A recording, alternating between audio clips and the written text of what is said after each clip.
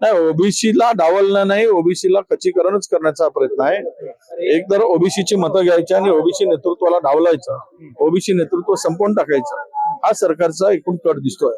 मला असं वाटायचं की एवढ्या मोठ्या प्रमाणात तुम्हाला ओबीसी नी मदत केली, त्यामुळेच हे सरकार या ठिकाणी सत्तेवर आलं असं तुम्हीच सांगताय.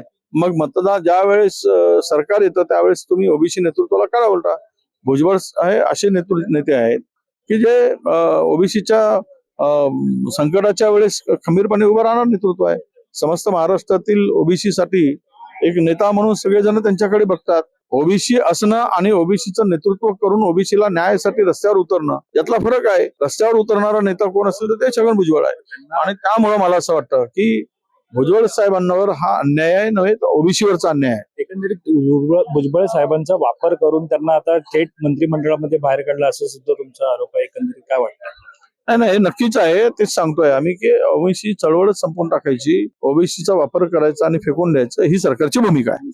एकंदरीत पाहतोय आपण छगन भुजबळ यांना मंत्रिमंडळात स्थान न दिल्यामुळे कुठेतरी ओबीसी समाज असेल किंवा ओबीसी चळवळ असेल तो संपवून टाकण्याचा प्रयत्न सरकारचा आहे, असा आरोप विजय वडेट्टीवार यांनी आपल्याशी बातचीत करताना केला.